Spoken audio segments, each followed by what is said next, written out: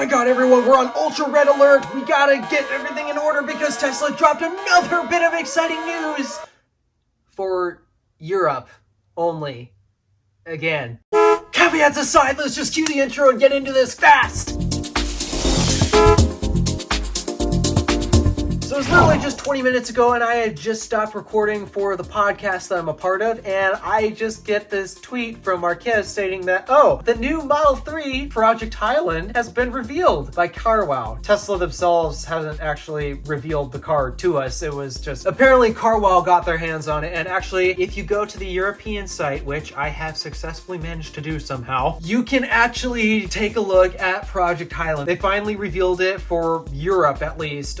Here in the United States, it's still a bit questionable, and that's because the one that we've seen so far is the European spec. It seems like Tesla really likes to reveal their stuff for Europe first for some odd reason, because V4 supercharging, that's in Europe. Yeah, we don't have that here in the US yet. Though we did get Model S and Model X Palladium first. But it just drives me nuts how Tesla's an American auto company, and yet they're revealing all of their stuff in Europe first. Why? Okay, but all that nitty-gritty detail stuff aside, let's actually get into the details about Project Highland that they revealed to us. Starting with the exterior, it does not look the same as the previous Model 3. Many people didn't like the Model 3 design because it kind of looked fisheye, if you know what I mean, and I did kind of have to agree with them. My mom especially really hates the Model Y because the Model Y is the Model 3, essentially, but in crossover SUV form. But she really hates the design of the Model Y, and it's because it looks like a fish, or she says it looks ugly going down the road. Despite that, I have yet to show her what Project Highland looks like now that we finally can see what Project Highland looks like. I must say, this is a very handsome facelift, and for the most part, it's just a facelift. If you look at the entire side profile of the vehicle, it looks practically identical to the last Model 3. Not really any changes to the side of the vehicle. You'll mostly see the changes up front and in the back. Gotta admit, looks really sleek, and I am really digging those new colors that they have aside from the stealth gray. And that's because if you know me, I hate neutral colors. So, of course, I'm going to hate stealth gray because it's a neutral color. But aside from, yeah, the blue is basically the same on that, but then blue is my favorite color, so yeah, not really any changes there. They do have an ultra red now, so I guess now the US does not have their own cool ultra red color for the Model S and Model X, because now Highland Model 3 in Europe, yep, that's offered in ultra red as well. But hey, not complaining, ultra red actually looks really sweet, not gonna lie. Other exterior changes, the headlights got the redesigned to look a lot less fisheye like compared to the last headlights, so I guess those who've hated the design because of that, you shall now rejoice because they now look like a little more traditional set of headlights. And they also got rid of the fog lights up front, which kind of miss me because in my opinion, you should really have as many lights on that thing as possible. But oh well, I guess Tesla decided to get rid of it, and who knows, maybe it helps contribute to the extra aerodynamic factor that this car has. Yeah, this car is currently the most aerodynamic Tesla that you can buy today, which actually I've taken a look. It appears that you can order this Model 3 if you live in Europe. Again, you can't do it here in the US. Why? But those are the details up front. I actually now have to discuss some details in the back, and it's because they did have some changes in the back, and actually these changes that they made to the back of the Model 3, as we've seen right now, they're actually technically illegal here in the US. Here in the US, there is a stupid federal regulation where you have to have your taillights on a fixed piece of bodywork. They cannot be on a movable piece of bodywork. Otherwise, that is illegal. I don't understand the logic and reasoning behind this, other than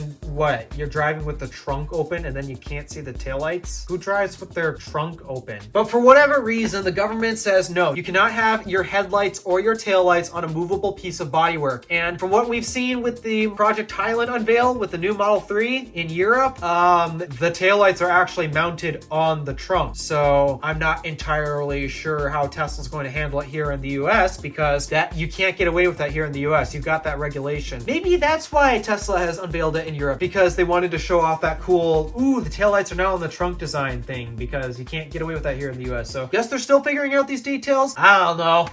So while the exterior only got the changes in terms of the front end and the rear end aspects, the interior got a lot of changes. And for the most part, it's still keeping the basic fundamentals of being minimalistic. And actually, I'd argue that it is way more minimalistic than the Model 3 that we've known for how many years at this point. It's still keeping the same seats and all that, but for the most part, the dash is actually changed. They actually changed some things to the dash to make it look even more minimalistic. And other changes that they made on the interior interior, it now has ambient lighting. Yeah, I kid you not. There is an ambient light strip that goes along the sills of the door and through the dash as well. That is a very welcome change. I love cars that have ambient lighting. I wish that Stardust has ambient lighting, if I'm being honest, but hey, it's cool and a very welcome change. Tesla has also claimed they've upgraded the materials in it to feel better and also be higher quality to reduce sound that gets into the cabin from exterior factors. So, okay, I guess that is a thing. Same interior color options, either all black or all white. The trim up in the dash actually is supposedly customizable, I think, which doesn't make that much sense to me because Model 3 is all about literally having as few options as possible for manufacturing scalability's sake. Then again, this is Europe and this is Giga Berlin that's making this car, not here in the US, so who knows what's going on there. But then there's a couple other changes that I gotta get out of the way in the interior as well. Any of you who have complained about the Model 3 and the Model Y for not having ventilated seats, yeah,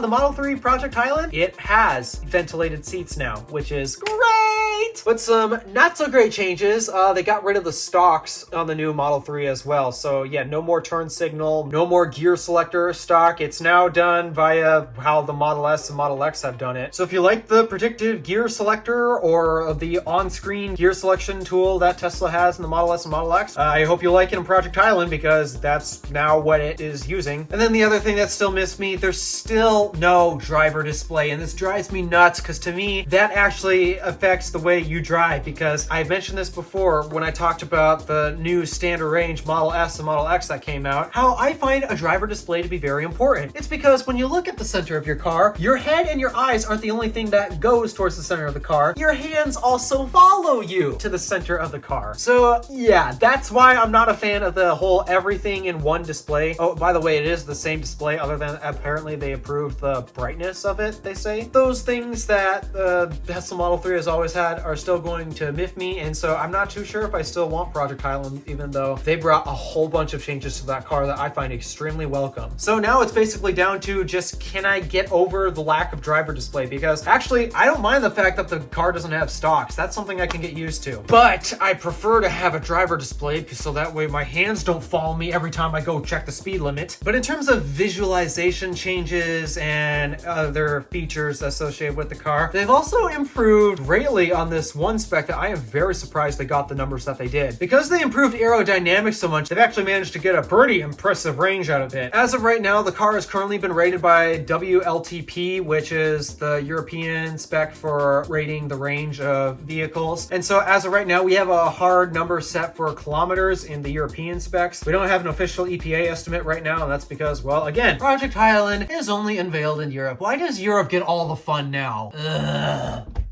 But if these numbers have anything to go off of, the new standard range version of the Model 3 can now go up to 318 miles. That's the standard range. 318 miles, that's better than what you're going to get out of the Model 3 Performance today. In fact, that's even comparable to today's long-range Model 3. So what does the long-range version of this get? About 423 miles. And again, this is WLTP, which is more optimized for Europe, not here in the United States of America. So because of that, we do kind of have to take these range figures with a grain of salt because they're rated differently. But still, this is impressive. 400 miles on the long-range Model 3? I'm now debating whether I need that or not. I might actually go standard range if I do go Project Highland because my bladder cannot last 400 miles. Unless the price is right. If the price is right and if for whatever reason they continue to limit 250 kilowatt charging to the long-range model, then yeah, I'm still gonna have to go long-range model because I care a lot about those charging speeds. I want to get that 250 kilowatts, especially because what I want to do in the future, I need my car to accept a lot of power because I need to test charging stations somehow, and 170 kilowatts, that's not enough when chargers will produce. Actually, a Tesla Model 3 won't even max out today's charging infrastructure on Electrify America. Oh wait, no, let me correct that. It will max out Electrify America because at the moment, Electrify America has a gazillion stalls down and the rest that are up are basically derated and barely even functioning. So yes, a Tesla Model 3 will currently max out an EA station, even the standard range. Oh, bashing Electrify America is so easy.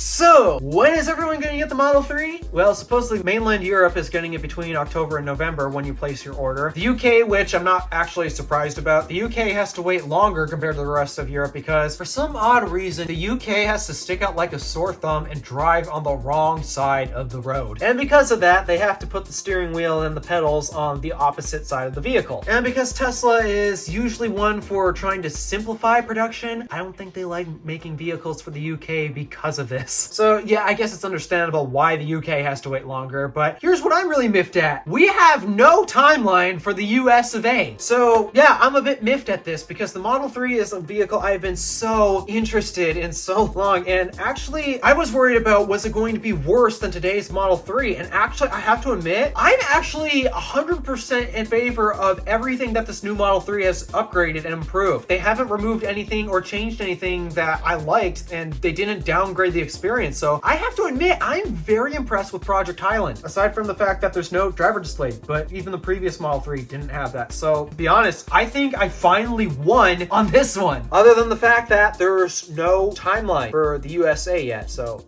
hurry up, Tesla, please, along with version 4 supercharging, because we need 1,000 volts on the ground here in the US. And that's basically going to wrap up all the news that I've just discovered with the Model 3. I'm pretty sure I missed a few details here and there, and that's because I literally just picked up the camera like how many minutes ago, and I've only did like 5-10 minutes of research about this before I made this, so forgive me if I missed any details. But what do you guys think of Project Highland Model 3? Are you going to order one? Do you wish you could order one? Let me know your thoughts in the comments below. Thank you for watching. Do me a favor and interact with the stuff below. My name is Alpha DeWolf, Random Alpha, signing out, and let's go edit this video because I am so excited!